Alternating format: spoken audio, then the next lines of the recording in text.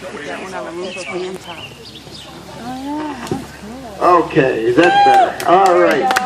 All right, many of the animals that live here, folks, are what's called rescues, meaning people had been caught with them illegally. I'm still getting used to this, first time with this thing. Meaning people had been caught with them illegally, did not have proper state or federal permits to possess these animals, or people that did have proper permits for whatever personal reasons could no longer keep their animals. We do try to bring in as many animals as we can comfortably, as long as they are not dangerous.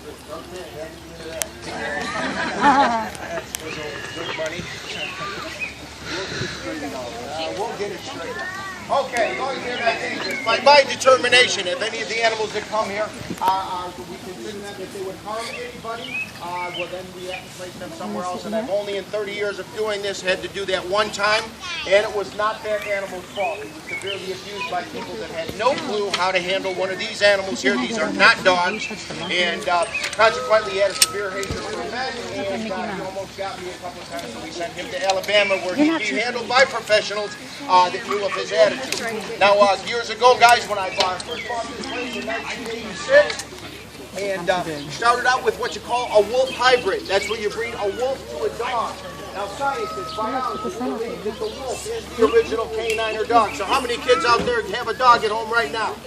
Okay, if science is correct, your dog is directly related to the wolf. Now, to back that theory up, because wolves and dogs can produce puppies, that backs that theory, because generally, guys, two different species of animals would not genetically be able to produce babies. That would be like, let's say, breeding a tiger to a moose. Now, me personally, I would like to see what that would look like. I would be first in line to get one. I already know we'll call it a mooger, but there are no moogers. Well, Jim says he saw a mooger in the campground back there. How long ago was that? 3 years ago? And how long ago you quit drinking? Okay. We'll keep an eye out there for you. There's one back there now, I hope. Okay. And as I forgot to mention, folks, we are not open to the public, just scheduled groups, Cub Scouts, brownies, school field trips, all kinds of homeschoolers, everything like that. So if you come during the week or on the weekends when you schedule with your group, it is 25 or more, it's $8 a person, figure you're here for 2 hours, and the show goes about an hour and a half. It's similar to what we're doing up here, but then again, it's different because we do all the animals, everything here, 1, 2, 3, instead of sporadically like we do during the day here. The show goes an hour and a half, and then the kids usually get free time to go walk around and see all the rest of the guys. Okay, we do go on the road too. School assemblies, libraries, Earth Day celebrations, whatever. We're available. We'll come on the road. The wolf goes in the trailer, and the other animals go in the back of the truck. Again, that's about 2 hours. So at the request of the public years ago, many people said, John, you know what, you're not coming to our school or local library. That's when we came up with the idea and got the place all fixed up for doing open houses, which is once a month. And over the years, we noticed that our crowds were beginning to diminish. I'll just finish up without it. Our crowds were beginning to diminish because pretty much over the years, everybody has been here. So now what we do is every month we have a special guest speaker coming in, bringing animals that we don't have. And I think this is your second or third time, second time. That's Elizabeth and her husband, Area 51. They put a great show on. We'll have Jim Nessie here again during the summer with his big reptiles. I think we have Soar coming again with their eagles and their hawks and owls. And so we've kind of been mixing it up to get all the different presenters here, the bigger ones in the Midwest. Also, do you kids like camping? If you like camping, parents, everybody, you're welcome to go back there and check it out. You walk straight through the barn and go all the way to the back. That's our campground. It's absolutely beautiful back there. There's plenty of shade and sun. There is running water back there. It comes right off the house, so you can cook with it or drink with it. Plenty of firewood and picnic tables. And I think what the big draw will be, every night, starting at about 10 p.m., all 10 wolves, they do some power howling. It is loud. They can hear it 3 subdivisions away. So we figured the kids get to lay awake and listen to the wolves serenade them all night long. And then in the morning when they're all nice and crabby from being up all night, we send them back with mom and dad and you deal with them. Okay? How about that? All right. This is hot out here. Now, basically, like I said, started out with a wolf hybrid, and Got out of that very quickly. Wasn't a pure wolf I was always so fascinated with as a child after reading the Jack London stories, Call of the Wild and White Fang. I was fascinated with his portrayal of wolves as survival machines in such a harsh environment that many types of wolves come from. So I studied everything I could, and when I was a kid, some of you guys' age, I was an animal nut. For God's sake, I had all the pets I could possibly get away with. Funny thing about that is, my dad did not like animals. It took an act of Congress for me to get a dog, okay? So he allowed me to have a certain amount of animals, but never as many as I thought was necessary. So I sent off to USDA, how do I obtain my USDA federal license? And to go through that briefly, folks, how that works. You see how tall the fences are down there? Tells you if you're going to have wolves, how tall the fences must be, what gauge wire, how many square feet of living space, how many square feet of shade. There's actually a formula. You measure the animal, and it tells you there's a multiplier. That tells you how big to make the shelter. Okay, and everything here is surrounded by a 10-foot chain link fence. Everything for containment in these animals, in every aspect. We exceed USDA regulations. We have never had an escape here, and there has never been anybody injured. So our safety record is even superior to all the big zoos, and they're professionals, okay? Now the perimeter fence there is locked at all times. So if we're off the property going to a school or anything like that, everything here, folks, when we come off the property is on full lockdown. Each individual enclosure and the security areas that surround them, that basically serves two purposes. People that don't know we're not open to the public sometime occasionally come down the driveway. If we're not here, that means everything's locked up. Those perimeter fences mean they can't go up there and stick their hands in there with the animals. If I did not have those fences up, you would not believe how many people would come down here with their children and put their hands in there. I've seen it. It's incredible. Also, let's say I go in there to make a repair, clean up, whatever, and one of those animals slips past me. All that chain link fence gives me plenty of time to get him back into where he belongs, because if I see my face on CNN, I want it to be for winning the lotto, not chasing wolves and bears around Lockport. Okay? So started out with the wolf fiber, got out of that. 1993, they outlawed that. You must have a federal license for wolf dogs. And so as I called across the country looking for pure wolves, now, if you kids have watched Animal Planet, Discovery, National Geographic, you'll know the North American gray wolf. That is the animal. Just like an elk's an elk and a bear's a bear. Folks, there used to be 23 different subspecies or types of the North American gray wolf. They all have very unique characteristics that make one wolf unique from another wolf. They're basically from the different temperatures and terrain they've had to grow up and adapt to over a million years, millions of years.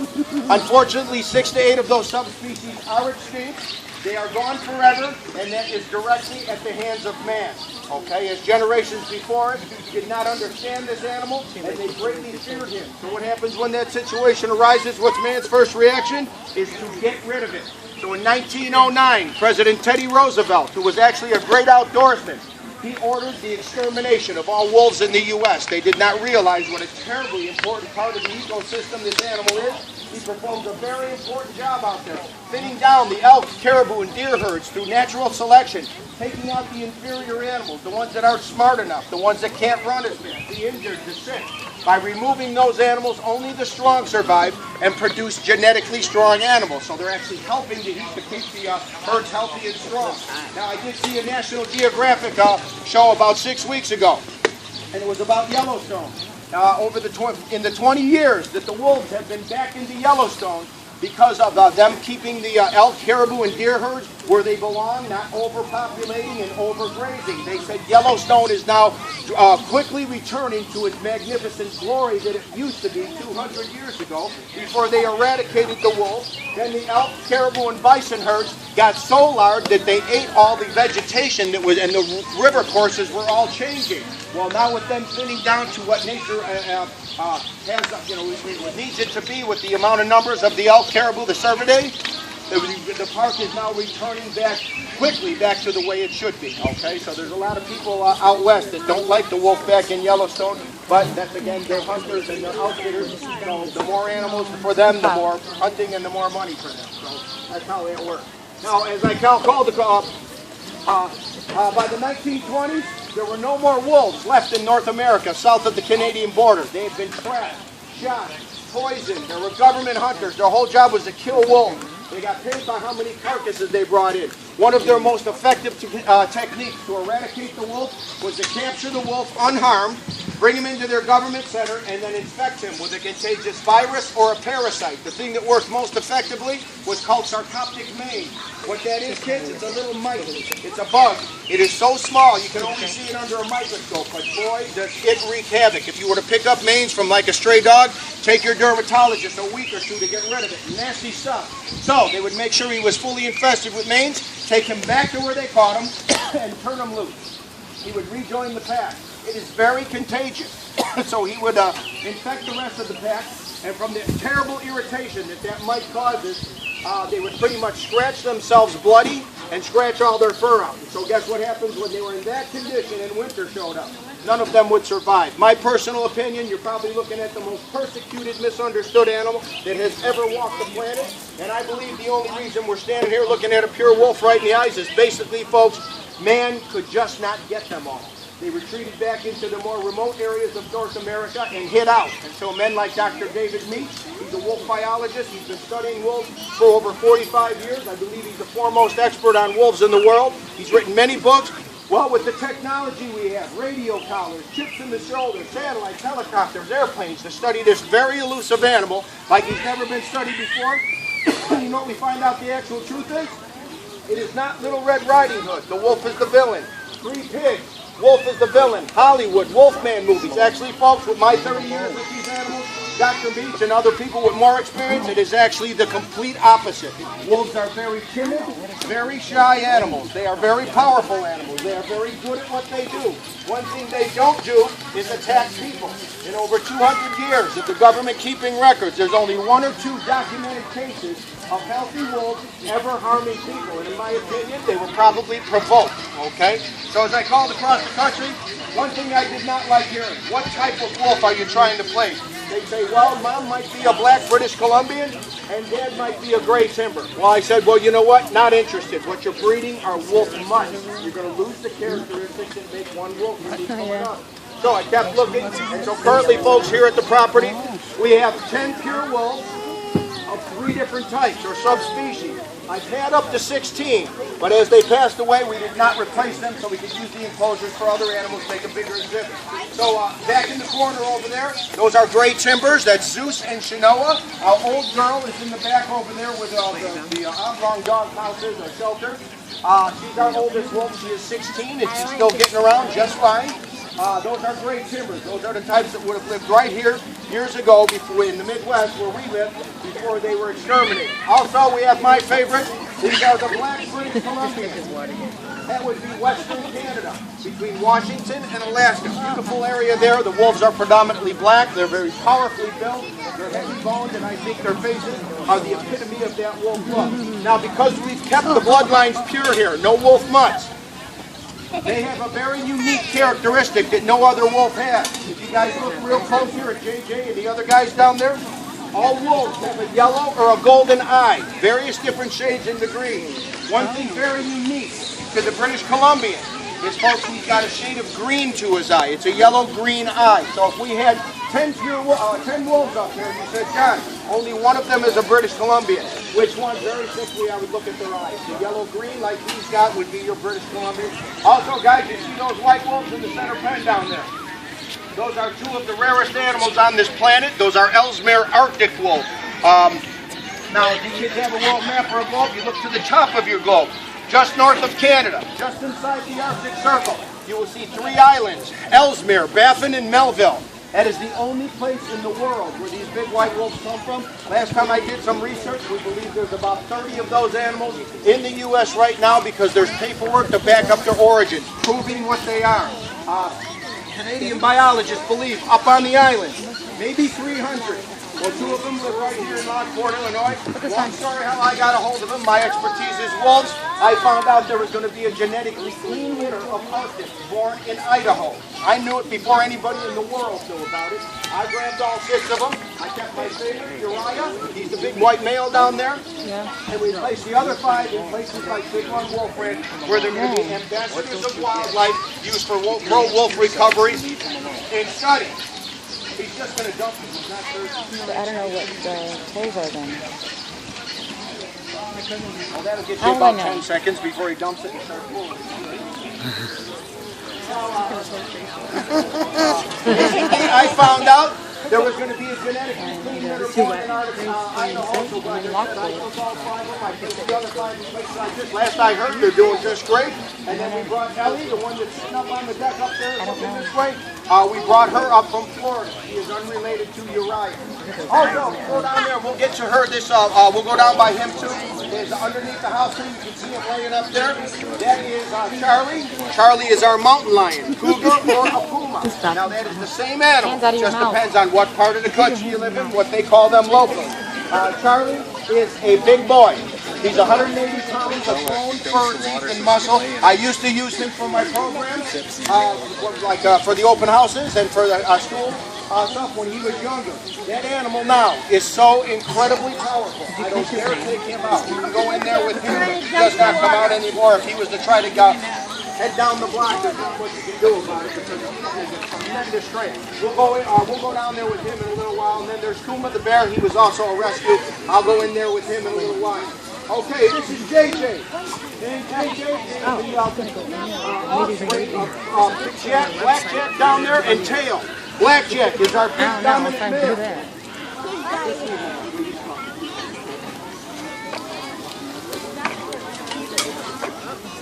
Okay, so what happens is the Blackjack is our big dominant male. Here on the property, guys, I am the alpha wolf.